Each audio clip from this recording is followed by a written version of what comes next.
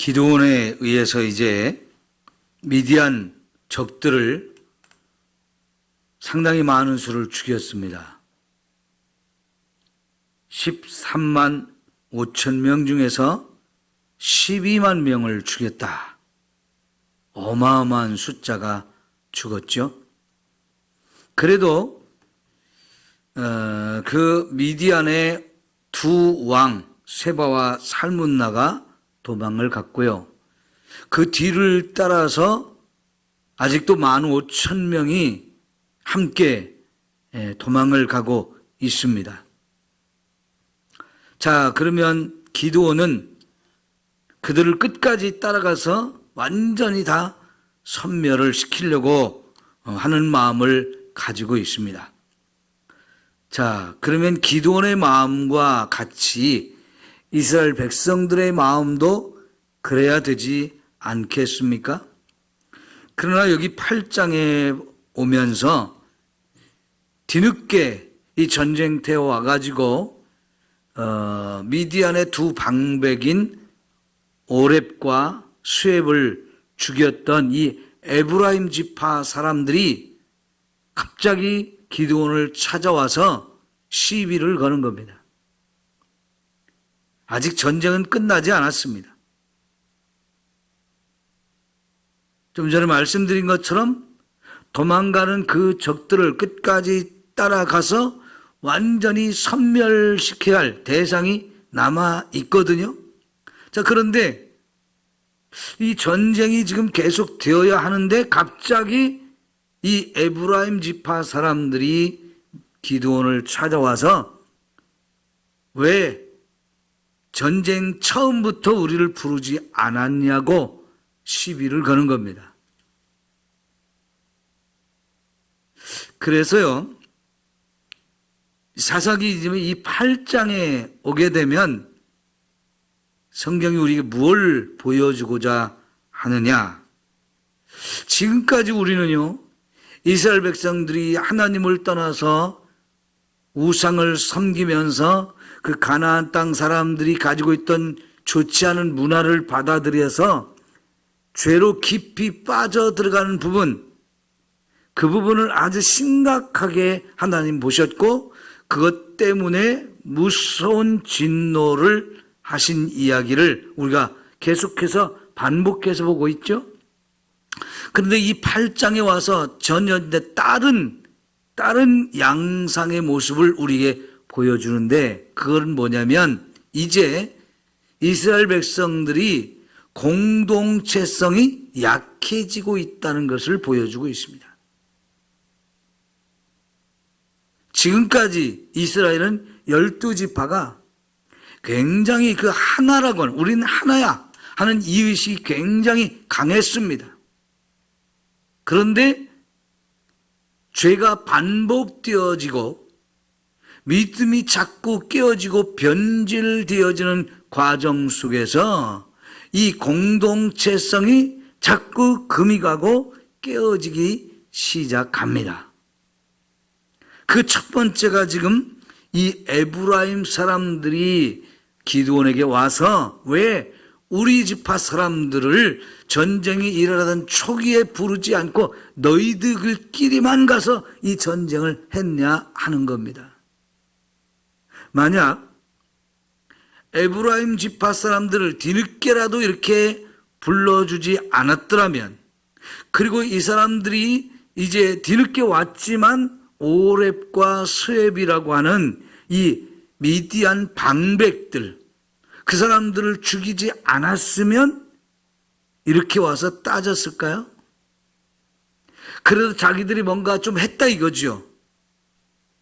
뒤늦게 왔지만 그 오렙과 수렙이라고 하는 이 미디안 방백들을 잡아서 죽인 이것을 놓고 이런 일이 벌어졌기 때문에 이제 와서 큰 소리를 치는 거예요.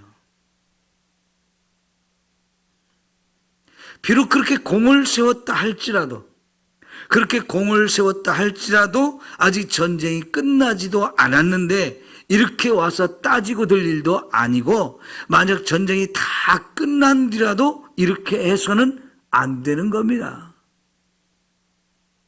사실 처음에 기드온이 이 에브라임 사람들을 부르지 않았던 것은 어쩌면 미디안 사람들이 쳐들어왔던 그 지역이 이스라엘 평야지대, 그곳에 왔기 때문에 그 주변에 있는 지파들만 불렀어요. 에브라임은 거기서 좀 떨어져 있거든요. 부르지 않은 지파가 베냐민 지파도 부르지 않았고요. 유다 지파나 시몬 지파나 가시나 르벤 이런 지파들 부르지 않은 지파 많습니다. 에브라임만 부르지 않은 게 아니거든요. 그러나 지금 미디안 사람들이 쳐들어와 있는 그곳, 거기 주변에 있는 사람들만 불렀지 뭐 특별히 그들을 싫어하거나 무시하거나 해서 부르지 않은 게 아니거든요. 그런데 공을 좀 세웠다고 해가지고 이제 전쟁 중인데 이렇게 찾아와서 시비를 걸고 따지고 하는 것은 정말 공동체성이 무너지고 있는 것을 말하는 겁니다. 여기 이 사람들이, 에브라임 사람들이 왜 이렇게 와서 기드온에게 따집니까? 한마디로 하면 시기와 질투가 그들 속에 있기 때문입니다. 여러분, 서로 사랑하다가도 시기와 질투가 생기면 사랑은 확 깨져버리는 겁니다. 부부 사이에도 시기와 질투가 있으면 깨어집니다. 특별히 여자들이 좋은 친구 관계를 오래 유지하지 못하는 경우가 많은데 그게 뭡니까? 이 시기와 질투 때문입니다. 그래서 여러분, 여자들은 동창회에 안 가는 게 좋아요. 동창회에 가면 꼭 문제가 생깁니다. 누구는 학교 다닐 때 나보다 공부를 못했는데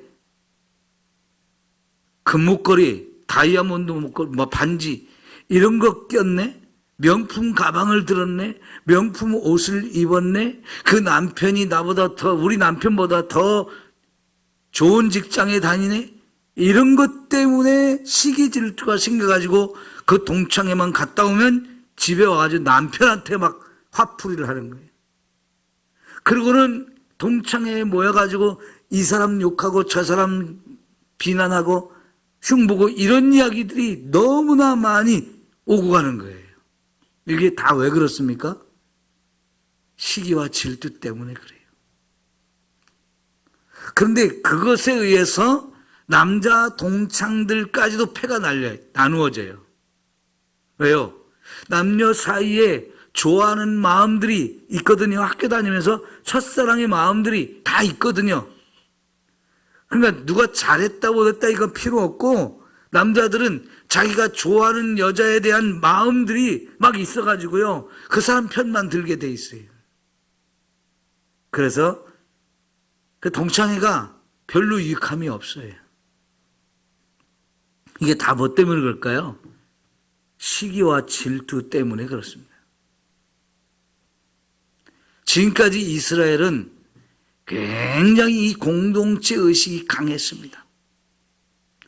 여러분, 요단강을 건너서 이스라엘이 이제 이 가나안 땅을 점령을 하는 정보 전쟁을 할 때에 여러분, 요단강 건너편 동쪽 지방에 땅을 미리 분배받은 두 지파 반이 있었죠. 그 두 지파 반이 이 동쪽의 땅을 먼저 받았다는 것 때문에 그들이 이 요단강을 제일 먼저 앞장서서 건너겠습니다. 그리고 전쟁을 할 때 우리는 그 전쟁을 할 때도 제일 앞장서 나가서 싸우겠습니다. 이 전쟁이 다 끝나고 나머지 땅을 받지 못했던 사람들이 땅을 다 받기 전까지는 우리는 돌아오지 않겠습니다. 이런 마음을 갖고 실제로 그렇게 했어요. 이게 바로 공동체 의식이죠. 우리는 하나다. 그러면서 헌신하고 충성하고 앞장서서 정말 이 험한 길 목숨을 거는 일에 정말 목숨을 걸고 나왔던 거거든요. 근데 이런 것들이 하나씩 둘씩 깨지기 시작하는 거지요. 그런데 기드온이 참 지혜롭게 잘한 것은 뭐냐면 이 공동체 의식이 깨지는 이 상황 속에 기드온이 맞서서 싸우지 않은 겁니다. 손바닥도 마주쳐야 소리가 난다고 그랬는데 여러분 기드온이 맞서서 싸우지 않은 거예요. 왜 그러시냐고. 우리가 처음 한 것보다 당신들이 마지막 한 것이 더 큰 일을 했다. 우리가 포도를 딸 때 만물 포도를 땄다면 당신들은 끝물 포도를 딴 건데 만물 포도보다 끝물 포도가 훨씬 좋지 않느냐. 여러분이 정말 그 오렙과 스웹이라고 하는 이 미디안의 방백들을 죽인 거 우리가 한 일에 비하면 그건 아무것도 아니다. 당신들이 한 일이 훨씬 멋지고 큰 일을 했다 하면서 이렇게 막 축혀주고 높여주니까 그때서야 에브라임 지파 사람들이 이제 마음이 가라앉았어요. 그렇지 않아도요, 이 에브라임 지파와 므낫세 지파는 요셉의 두 아들이었지 않습니까? 에브라임과 므낫세, 사실 므낫세가 큰 아들로 태어났고 에브라임이 작은 아들로 태어났는데 야곱이 죽으면서 축복 기도를 할 때 작은 아들 에브라임을 더 높여주어서 그를 장자로 삼아버리고 장자였던 므낫세를 작은 아들로 취급을 해버렸어요. 그러다 보니까 두 형제로 태어났던 이 두 지파가 서로 사실은 경쟁력이 많았어요. 경쟁심이.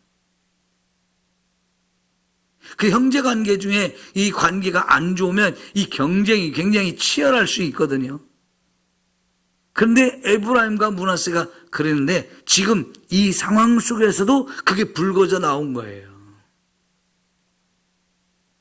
에브라임이 특별히 자기가 요셉에 의해서 야곱에 의해서 장자의 축복을 받았는데 동생이라고 볼 수 있는 이 므낫세가 자기를 무시해서 이 전쟁터에 부르지 않았다고 하는 이런 좋지 않은 감정을 가지고 이 경쟁심이 그렇게 이 분란을 일으켰던 거지요.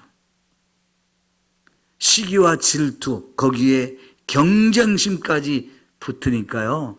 이게 큰 문제로 발전할 수 있었는데 기드온이 자기를 낮추고 맞서 싸우지 않음으로 인해서 결국은 이 문제가 조용하게 가라앉게 되어집니다. 자, 그래서 이 문제가 일단락이 되고 이제 기드온은요 도망간 나머지 15,000명 이 사람들을 끝까지 이제 추격을 합니다. 그래서 요단강을 건너갔어요. 근데 요단강을 건너가자 바로 그곳이 숫곳이라는 곳이었습니다. 여러분, 여기가 야곱이 밧단 아람으로 도망갔다가 20년 후에 돌아올 때 야복강 나루에서 여러분 뭐랬습니까?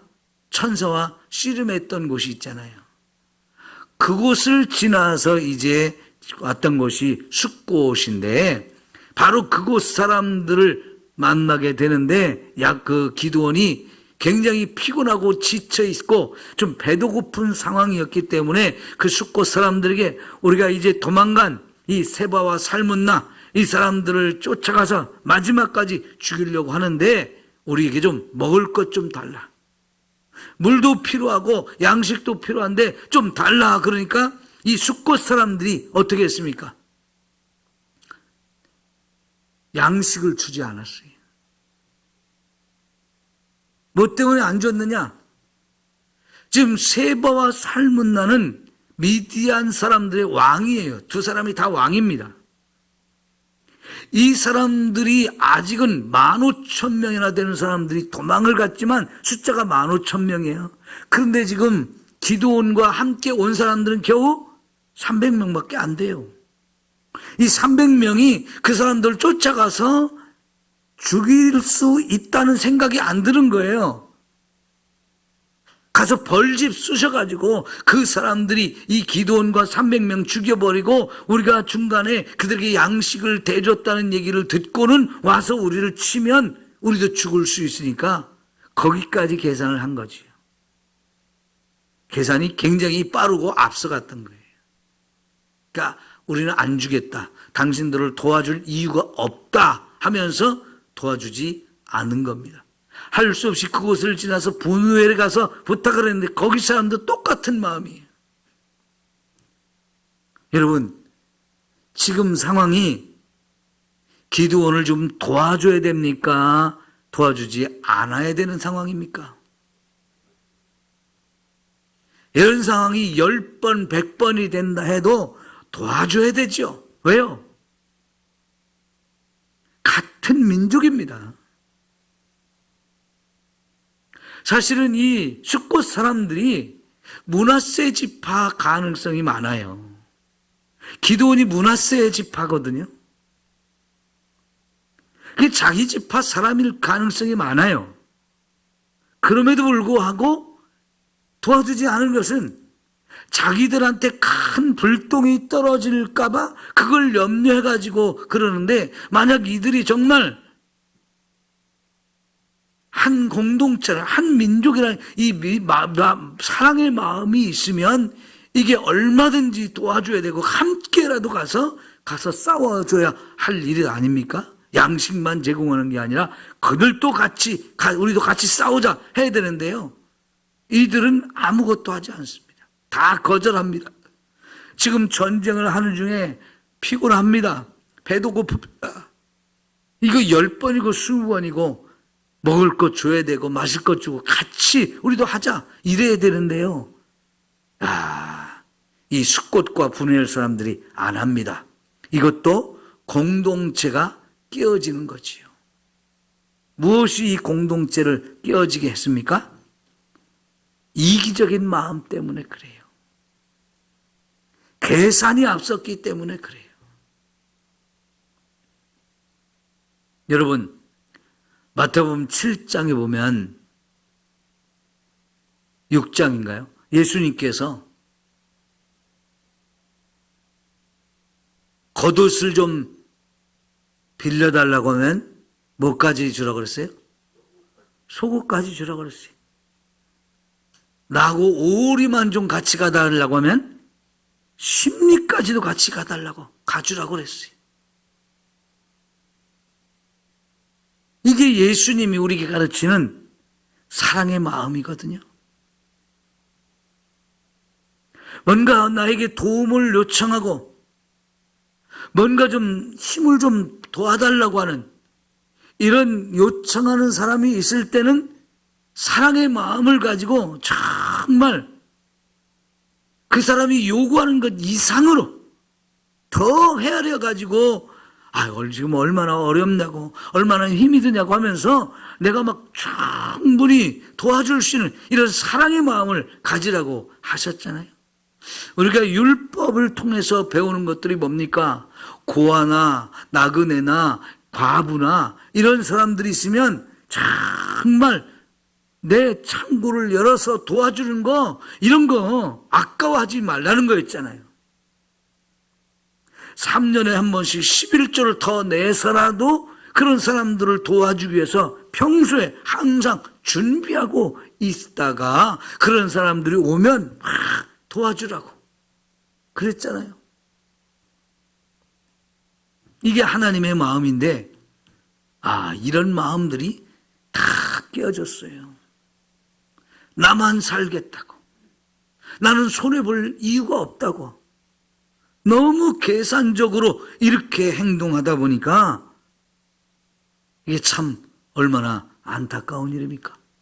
이미 하나님이 기드온을 사사로 세웠고 그래서 12만 명을 죽였다고 하는 소문이 났을까요? 안 났을까요? 다 들었을 겁니다. 그러면 그걸 놓고 보면 이들의 계산이 너무나 잘못된 계산이죠. 근데 이들은 하나님이 기드온을 사사로 세웠다는 것도 인정하지 않는 거예요. 그동안 벌써 12만 명이나 되는 미디안 사람들을 다 죽였다는 것도 아무 의미가 없는 거예요. 혹시라도 만에 하나 우리한테 불똥이 떨어지면 어떻게 하나? 이것만 생각하면서 우리 안 하겠다고. 무관심과 우리만 살겠다는 이기심과 이런 것들이 바로 공동체성을 깨트린 거죠. 그러나 여러분 결국은 어떻게 됐습니까? 이 기드온의 300명의 사람들이 끝까지 추격을 해서 그 15,000명이나 되는 사람들을 기습해가지고 그냥 다 전멸을 시키고 그 세바와 살문나도 사로잡아 왔잖아요. 그들의 왕, 그 사람들까지 사로잡아 왔어요. 그래서 결국 어떻게 했습니까? 이 숫곳 사람들, 브누엘 사람들, 기드온이 싹 벌을 내렸습니다. 찔레와 들가시로 이들을 괴롭히리라, 망대를 다 불살라버리라 했던 그 말 그대로 다 그렇게 해버렸어요. 저는 기드온이 이것까지 참고 용서했으면 어쩌면 얼마나 좋았을까 하는 아쉬움이 있지만 비극이 벌어진 거지. 적을 죽여야 되는데 우리 백성을 죽이는 거예요. 분명히 그들이 잘못은 했습니다. 잘못을 했지만 그래도 전쟁에 승리하고 돌아오면서 내 민족, 내 백성을 죽이는 일은 기드온도 잘못한 거지요. 그게 비극이 더 큰 비극을 불러오는 겁니다. 그죠? 지금까지 이스라엘이 짓던 죄에서 이제 거기서 이스라엘 백성의 이 공동체성이 깨어지니까 조금씩 허물어지는 거예요. 어제도 말씀드렸지만 이렇게 사사들이 그동안 막 큰 공을 세우고 그 적들을 다 물리치고 평안을 가져오기는 했는데 문제는 아직도 이 땅에 남아있는 가나안 족속들, 그들을 죽이고 그들을 쫓아내는 일을 안 했다는 거지요. 그 일은 안 하면서 우리 마음에 들지 않게 우리를 도와주지 않았다는 것 때문에 내 백성, 내 민족을 이렇게 죽이는 상황까지 갔다는 거. 이거는 사사로서는 하지 않았으면 좋았을 뻔했는데 이런 비극이 벌어지는 거지요. 지금까지 다른 사사는 그런 일을 하지 않았습니다. 기드온이 참 다른 사사들과 비교해서 더 큰 일을 하는 이런 훌륭한 사사라고 볼 수 있지만 이런 비극도 일어난 것을 우리가 볼 수 있어요. 그래서 이 공동체성이 자꾸만 약해지는 거예요. 여러분, 요셉의 애굽의 총리가 되었고 가나안 땅에 살던 자기 아버지와 형제들 그 가족이 가나안 땅에 양식을 사러 왔을 때 요셉이 알아보고 그 다음에 이 형들을 자꾸 이렇게 저렇게 막 가라와라 막 옥에 가두고 말 내어주고 이런 과정을 했죠. 왜 그랬을까요? 정말 자기 형들이 서로가 서로를 책임져주고 목숨을 걸고 지키는 이런 모습을 보기를 원했던 거죠. 그래서 자기 동생 베냐민을 데리고 와라. 또 물건을 훔쳐갔다 하면서 옥에 가뒀다가 꺼내줬다가 뭐 이런 일을 자꾸 하잖아요. 근데 형들이 정말로 서로를 얼만큼 사랑하는지, 자기 목숨을 내어놓고 이 형제의 생명을 지킬 만큼 사랑하는지 이런 것들을 떠보기를 원했는데 결국은 형들한테 그런 마음이 있는 걸 요셉이 확인했죠. 그러고는 이제 다 와라. 그럼 내가 다 책임져 줄게. 그래서 뭐 요셉이 죽을 때까지 그 책임을 져줬고요. 그 얼마나 아름다운 사랑의 마음입니까? 그죠? 지난 죄를 다 용서해 주면서 그냥 끝까지 품고 사랑해 주는 이런 아름다운 마음. 왜요? 이게 다 우리가 한 형제, 한 가족이라는 거, 한 공동체라는 걸 심어주기 위한 거였잖아요. 하나님의 백성과 하나님의 교회는 그렇게 살아야 되는데 이게 깨어지니까 이제 우리 서로가 죽이는 이런 비극까지 벌어지는 거지요.